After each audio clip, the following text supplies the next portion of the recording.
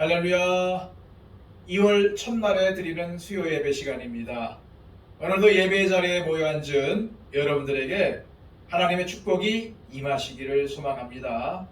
기도하겠습니다.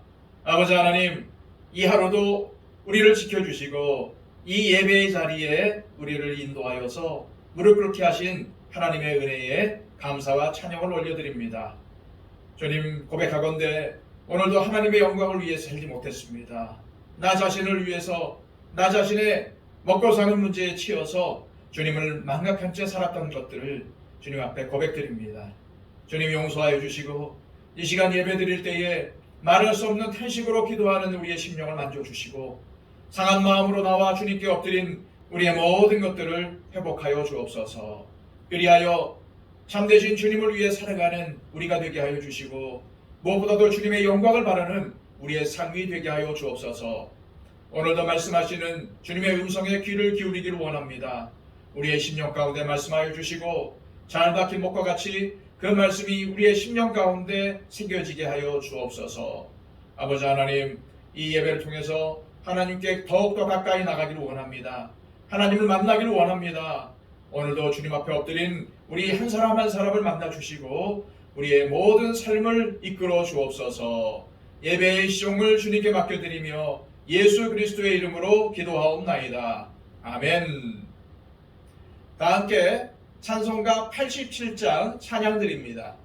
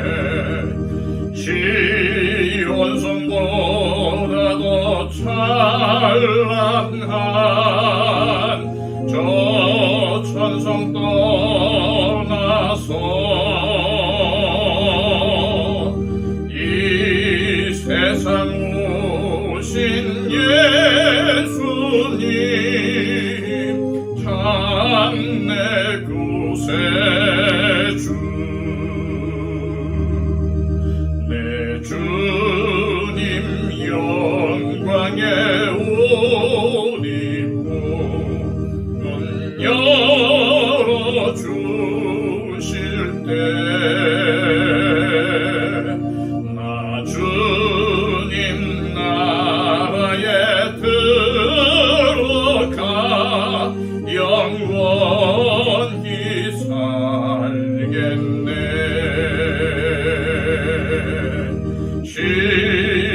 찬송보다 더 찬란한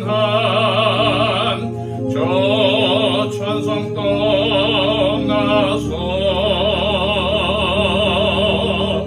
이 세상 오신 예수님 참 내 구세주.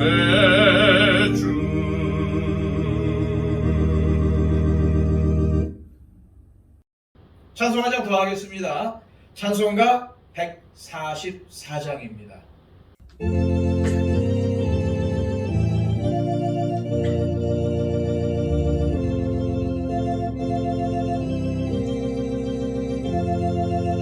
예수 나를 위하여 십자가를 질 때 세상 죄를 지시고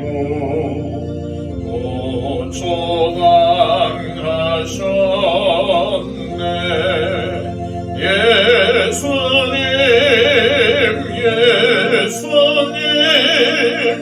나의 죄 위하여 몸에 피를 흘리니 죄인 받으소서.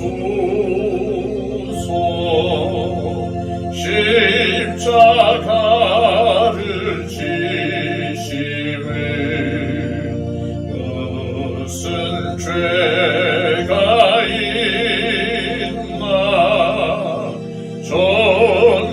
전무지한 사람들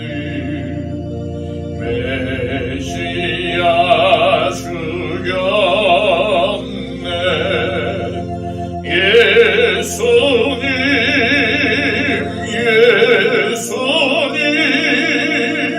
나의 죄 위하여 몸에 피를 흘리니 죄인 받으소서.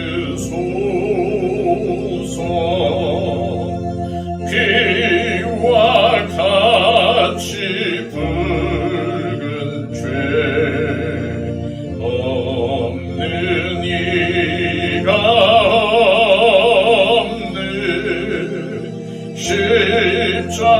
십자가의 공로로 눈과 같이 되는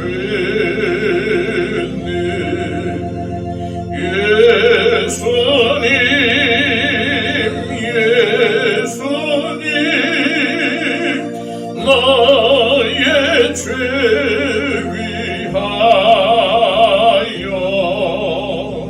몸에 피를 흘리니 죄인 받으소서.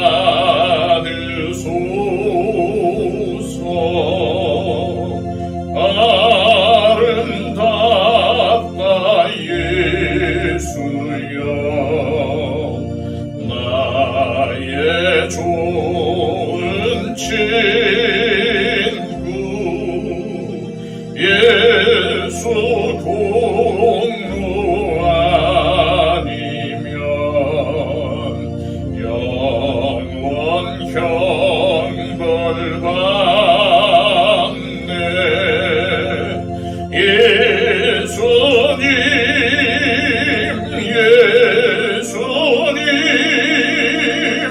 나의 죄 위하여 몸에 피를 흘리니 죄인 받으소서.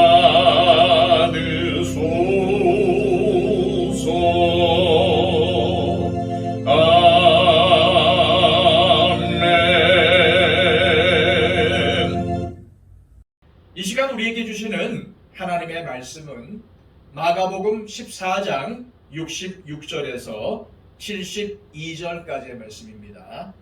신약성경 82쪽입니다. 베드로는 아랫뜰에 있더니 대제사장의 여종 하나가 와서 베드로가 불 쬐고 있는 것을 보고 주목하여 이르되 너도 나사렛 예수와 함께 있었도다 하거늘 베드로가 부인하여 이르되 나는 네가 말하는 것이 무엇인지 알지도 못하고 깨닫지도 못하겠노라 하며 앞들로 나갈새 여종이 그를 보고 곁에 서 있는 자들에게 다시 이르되 이 사람은 그 도당이라 하되 또 부인하더라. 조금 후에 곁에 서 있는 사람들이 다시 베드로에게 말하되 너도 갈릴리 사람이니 참으로 그 도당이니라. 그러나 베드로가 저주하며 맹세하되 나는 너희가 말하는 이 사람을 알지 못하노라 하니 닭이 곧 두 번째 울더라. 이에 베드로가 예수께서 자기에게 하신 말씀 곧 닭이 두 번 울기 전에 네가 세 번 나를 부인하리라 하심이 기억되어 그 일을 생각하고 울었더라. 아멘. 우리 주변에 부모는 참 훌륭한데 어떻게 저런 망나니 같은 자녀가 나왔을까 하며 놀라는 일도 있고 반대로 부모는 참 형편없는데 어떻게 저런 훌륭한 자녀들이 나왔을까 할 때도 있습니다. 그런데 우리가 이러한 경우를 통해서 알 수 있는 것은 부모가 아무리 자녀의 인생에 큰 영향을 미쳤어도 자기 인생은 결국 자기 자신의 결정이라는 것입니다.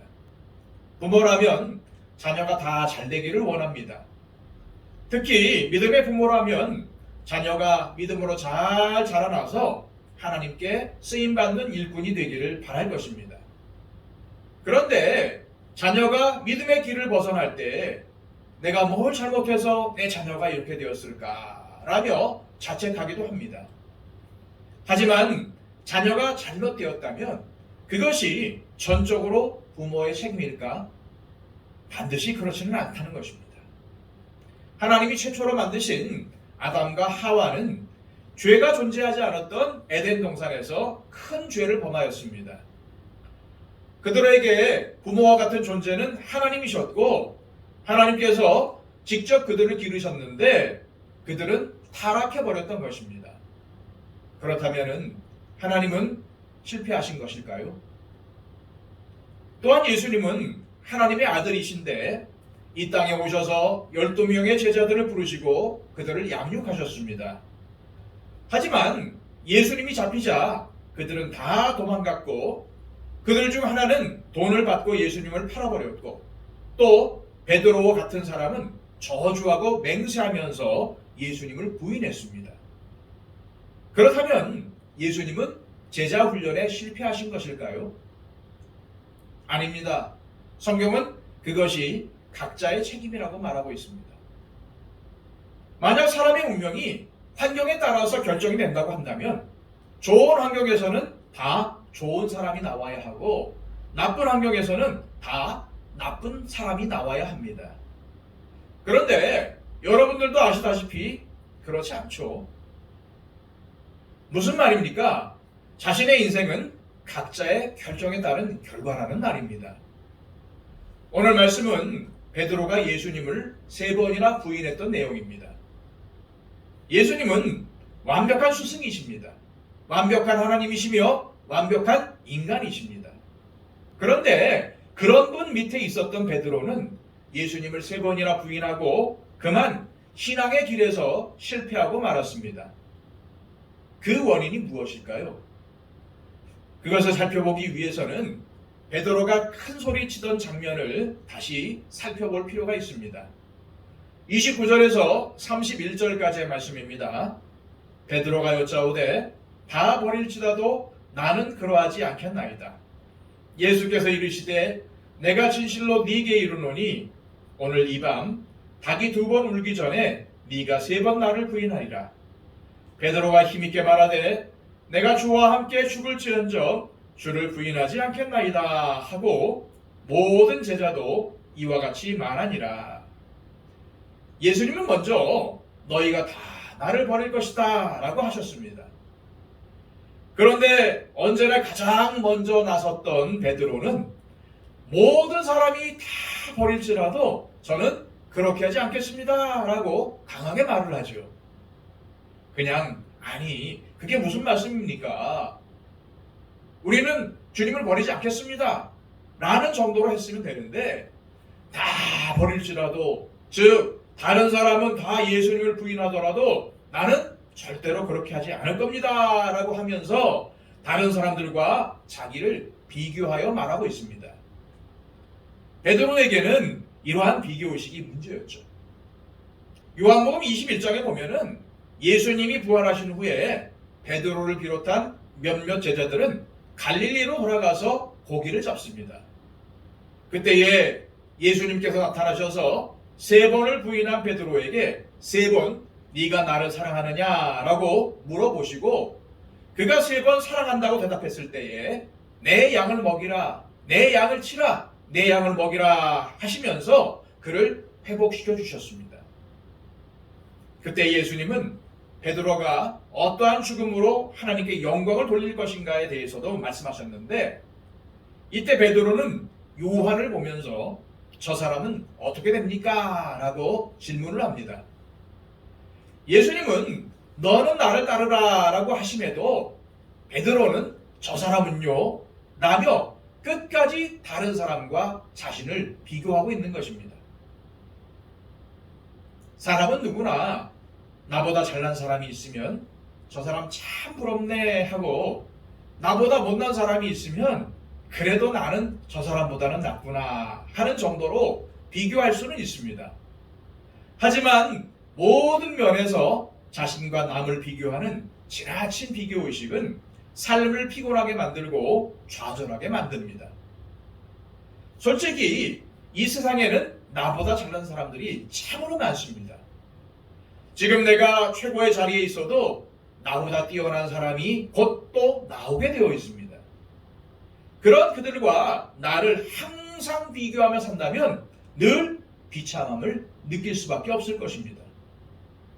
그렇게 남과 비교하게 되면은 2가지의 감정이 나오는데 바로 열등감과 우월감입니다. 하지만 열등감과 우월감은 동전의 앞뒷면과 같은 것으로 열등의식이 2가지의 감정으로 표현되는 것 뿐입니다. 그래서 그것을 숨기기 위해 괜히 더 잘난 척하는 것이죠. 여기서 베드로가 저 사람들은 다 버려도 저는 아닙니다 라고 강하게 말한 것은 결국 그러한 열등의식이 있었기 때문입니다. 그리고 주님을 버릴 수 있는 가능성이 얼마든지 그 안에 있었기 때문입니다. 그러한 두려움을 덮어버리기 위해서 그는 큰 소리를 쳤던 것이죠. 비교의식과 열등감이 있으면 허세를 부리게 되어 있습니다. 가면을 쓰게 됩니다. 그래서 아닌 척, 아닌데 그런 척 하게 되는 것입니다. 부모가 자녀를 양육할 때에 가장 위험한 것이 바로 이 비교의식입니다. 너는 왜 네 형보다 못하니? 혹은 너는 형이 되어서 왜 동생보다 못하니? 라고 할 때에 자녀에게는 큰 상처로 남게 됩니다. 또 부모가 옆집 아이보다 왜 못하느냐고 비교하면 역시 큰 상처를 받게 됩니다. 나를 있는 그대로 인정해주지 않는구나 하고 서운함을 느끼게 되고 상처가 되고 고통스러운 감정을 느끼고 그러다 보면은 열등감이 생기는 겁니다. 그래서 자기도 자꾸 남들과 비교하게 되는 것이죠. 그것을 극복하려면 하나님이 나를 아주 특별하게 만드셨다는 것을 깨달아야 합니다. 요즘은 지문인식이나 음성인식이나 홍채인식으로 열리는 스마트폰들이 있습니다. 그런 것을 통해 알 수 있는 것은 이 세상에 나와 똑같은 사람은 한 명도 없다는 것입니다. 정말 놀라운 일이죠. 지금 이 땅에 사는 사람이 70억 명 이상인데 나와 똑같은 사람이 한 명도 없다니 이것이 얼마나 놀라운 일입니까? 쌍둥이라도 지문이 다르고 음성도 다릅니다. 그렇게 하나님은 우리 한 사람 한 사람을 다 특별한 작품으로 만드셨습니다. 그런데 왜 나는 자꾸 저 사람과 비교하며 저 사람을 따라하려고 합니까? 우리가 이 땅에서의 삶을 마치고 천국에서 하나님을 배울 때에 하나님께서 무엇을 물어보시겠습니까? 너는 왜 저 사람과 똑같이 못하고 왔니? 하시겠습니까? 아니면 너는 왜 저 재벌들처럼 돈을 못 벌고 왔니? 라고 하시겠습니까? 그렇지 않습니다. 오히려 이렇게 물어보실 것입니다. 너는 내가 너에게 준 사명을 다 하고 왔니? 그렇다면 하나님께서 나에게 주신 이 특별한 사명, 지금 이 시대에 여기에 나를 두신 그 목적을 나는 이루어가고 있는가? 이것이 중요합니다. 이것에 신경을 쓰며 살면 남들과 자꾸만 비교할 필요가 없죠. 제가 좋아하는 말 중에 영어로 be yourself라는 말이 있습니다. 너 자신이 되라는 뜻이죠. 다른 사람을 모방할 필요가 없다는 말입니다. 하나님이 나를 만드신 목적 그대로 되어서 나에게만 주신 사명을 이루어야 합니다. 그런데 베드로는 자꾸만 비교하다가 실패했습니다. 베드로의 또 다른 실패 원인은 그가 소극적으로 주님을 따랐다는 것입니다. 여러분도 아시다시피 베드로가 얼마나 적극적이고 열정적인 사람입니까? 그런데 어느 순간부터 소극적인 자리로 후퇴했다는 것입니다. 이것이 그의 실패를 이끌었습니다. 베드로가 예수님을 부인하기 직전의 상황을 보십시오. 54절 말씀입니다. 베드로가 예수를 멀찍이 따라 대제사장의 집들 안까지 들어가서 아랫사람들과 함께 앉아 불을 쬐더라. 베드로가 예수님을 멀찍이 따라갔다는 것은 실제로 거리가 멀었다는 말도 되지만 사실은 마음으로도 예수님과 거리가 멀어졌다는 이중적인 표현이기도 합니다.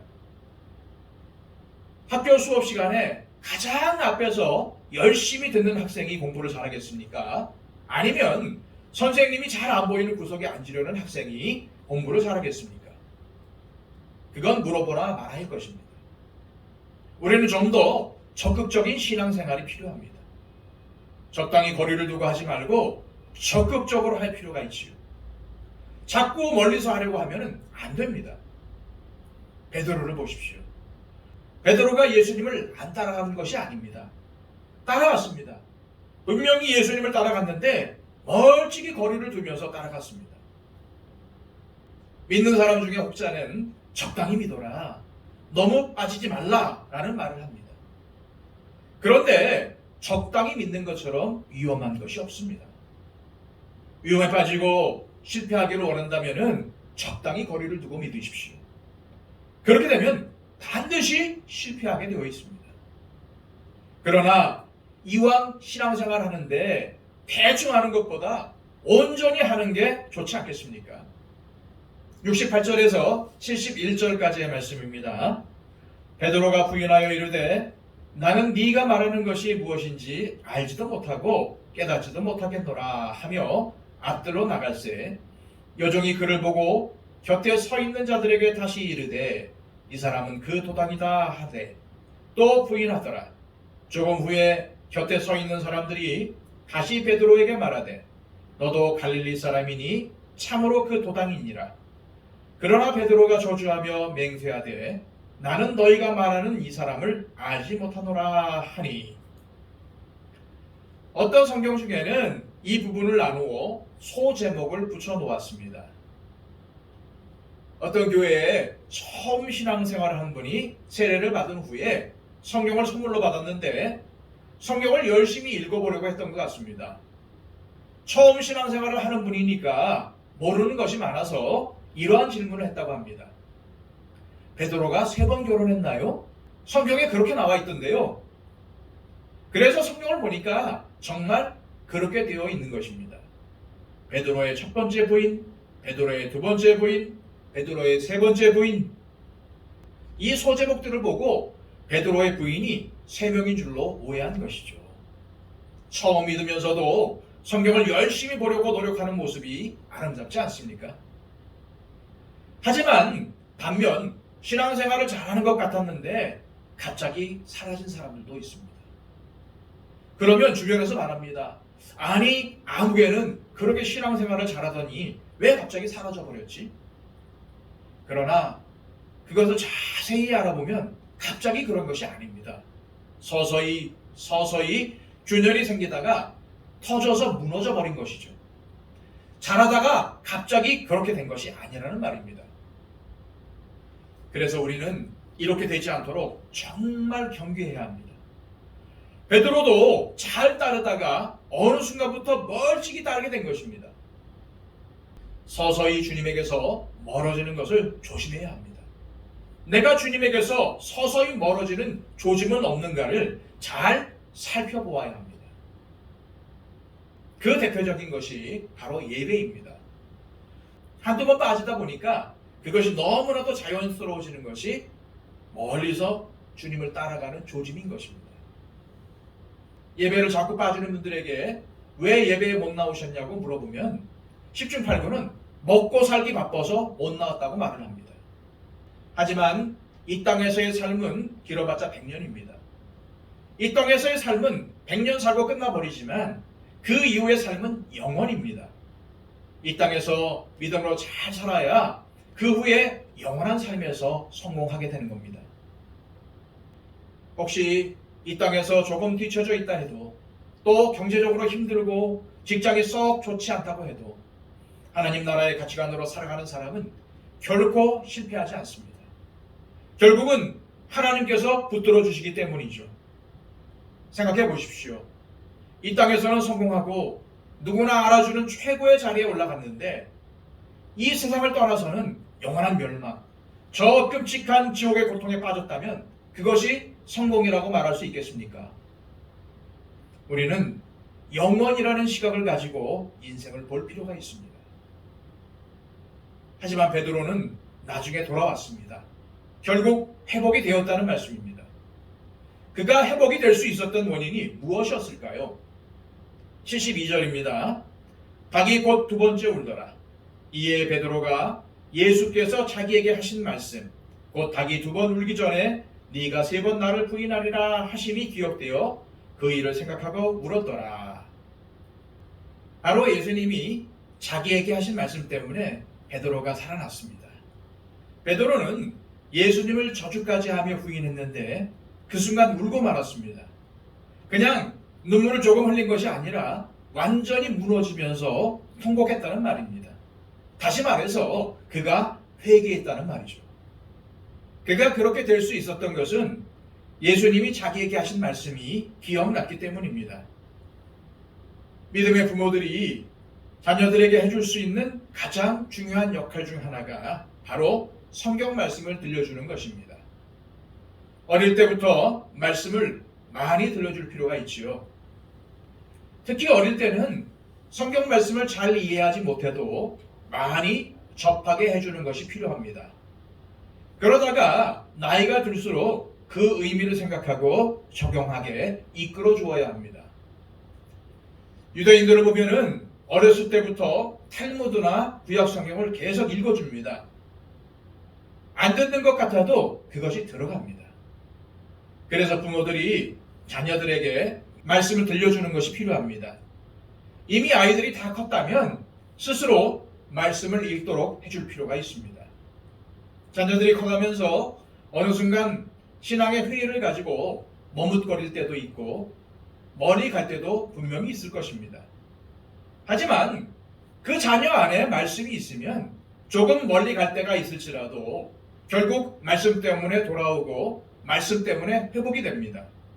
그래서 사람에게 말씀을 집어넣는 것이 매우 중요합니다.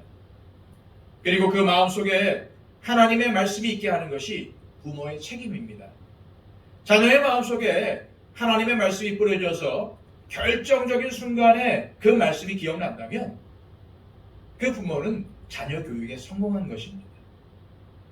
하나님의 말씀이 우리 자녀들을 지켜준다는 사실을 명심하시길 바랍니다. 누가복음 22장에도 오늘 본문과 같은 내용이 나옵니다. 거기서 예수님은 베드로에게 이렇게 말씀하십니다. 누가복음 22장 31절에서 32절입니다. 시몬아 시몬아 보라 사탄이 너희를 밀가부르듯이 하려고 요구하였으나 그러나 내가 너를 위하여 네 믿음이 떨어지지 않기를 기도하였노니 너는 돌이킨 후에 네 형제를 붙게 하라. 예수님은 베드로에게 사탄의 공격을 경계하라고 하시면서도 그를 위해 기도하고 있다고 말씀하십니다. 내가 너를 위해서 기도했다. 예수님은 베드로가 실패할 것도 알고 계셨습니다. 그러나 회복될 것도 아셨죠. 그래서 돌이킨 후에 네 형제를 붙게 하라라고 미리 말씀하셨던 것입니다.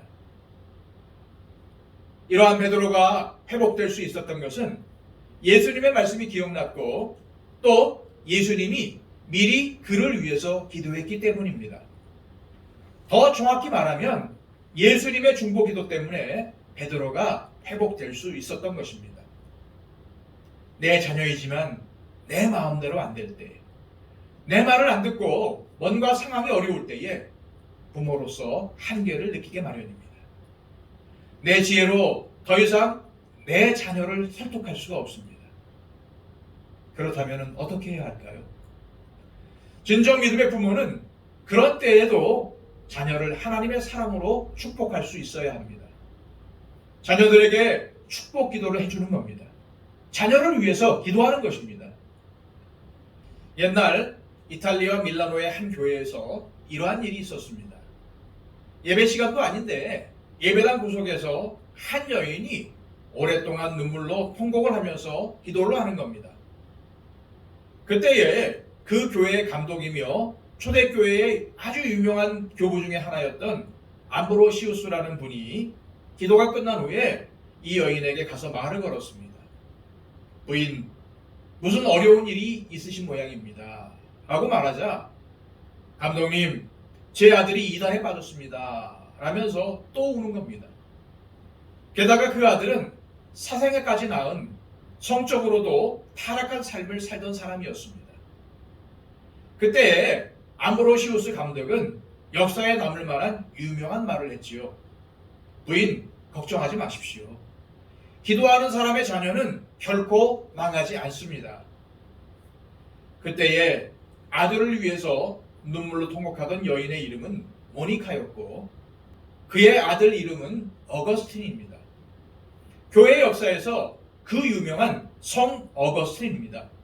그는 그렇게 방탕했던 사람이었고 이단에 빠졌던 사람이었는데 그 어머니의 기도를 통해서 돌아와서 세계 역사와 기독교 역사에 길이 남는 놀라운 인물이 되었습니다. 기도하는 사람의 자녀는 망하지 않습니다.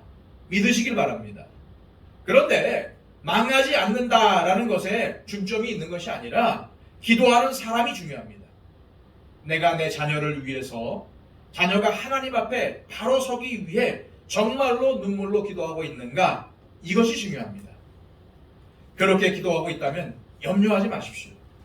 기도하는 사람의 자녀는 절대로 망하지 않습니다. 누가복음 22장에 또 이런 말씀이 있습니다. 누가복음에만 나오는 장면입니다. 누가복음 22장 61절에서 62절입니다. 주께서 돌이켜 베드로를 보시니 베드로가 주의 말씀 곧 오늘 다구울기 전에 네가 3번 나를 부인하리라 하심이 생각나서 밖에 나가서 심히 통곡하니라. 이 장면을 그린 성화도 있습니다. 베드로는 이쪽에서 예수님을 부인하고 있고 예수님은 저쪽에서 끌려가시는데 건물 사이로 두 사람의 눈이 마주칩니다. 예수님은 베드로를 보고 계셨습니다. 그 고통당하고 끌려가시는 순간에도 베드로를 돌아보고 계셨습니다. 지금 그 제자는 자기를 부인하고 저주와 맹세까지 했지만 그에게서 고개를 돌리지 않으시고 그를 불쌍히 여기는 마음과 눈으로 보셨다는 것입니다. 그때 베드로는 마음에 찔림이 오고 예수님의 말씀이 기억나면서 그 자리에서 무너져서 통곡하고 회개했던 것입니다. 우리 자녀들도 마찬가지입니다. 지금 힘들고 어렵고 내 마음에 안 들 때조차 계속 봐주는 눈길이 필요합니다. 우리 성도들도 마찬가지입니다. 자라다가 갑자기 뒤로 물러나거나 마음에 안 들게 하거나 무슨 문제를 일으킬 때에 저 사람은 틀렸어, 저 사람은 안 돼 라고 제쳐놓는 것이 아니라 예수님의 그 불쌍히 여기는 눈길을 가지고 계속 봐주는 것입니다. 그리고 축복 기도를 해주는 것입니다. 바로 그러한 사랑과 기도가 한 영혼을 살릴 수 있습니다. 오늘 베드로는 처참하게 실패했습니다. 그러나 그는 돌아왔어요. 가룟 유다가 예수님을 팔고 돈도 받았지만 그때에 가서 네가 할 일을 속히 하라 라고 하셨던 예수님의 말씀, 나와 같이 그릇에 손을 넣는 자가 나를 팔 것이다 라는 말씀을 기억했다면, 그래서 회개했다면 얼마든지 하나님의 종으로서 또한 교회의 일꾼으로서 큰 쓰임을 받았을 것입니다. 그러나 유다는 회개하지 않았죠. 예수님의 말씀이 기억나지 않았기 때문입니다. 베드로는 예수님의 말씀이 기억나서 회개했고, 그래서 결국은 회복되어서 놀라운 주님의 일꾼이 되었습니다. 저나 여러분들과 같은 믿음의 사람도 넘어지고 상처받고 실패할 수 있습니다. 그런데 그때에 하나님의 말씀을 기억하는 사람은 금방 다시 돌아옵니다. 순간적으로는 넘어질 수 있는데 결국 말씀 때문에 다시 일어나는 것입니다. 그래서 하나님의 말씀이 중요합니다.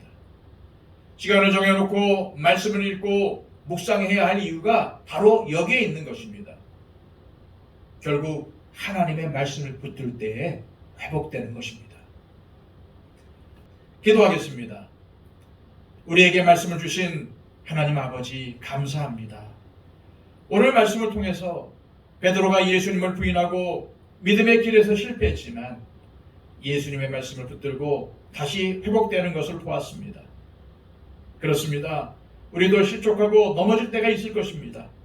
그럴지라도 우리도 베드로처럼 말씀을 붙들고 승리하는, 그래서 주님께 쓰임받는 고귀한 인생, 아름다운 인생이 되게 하옵소서.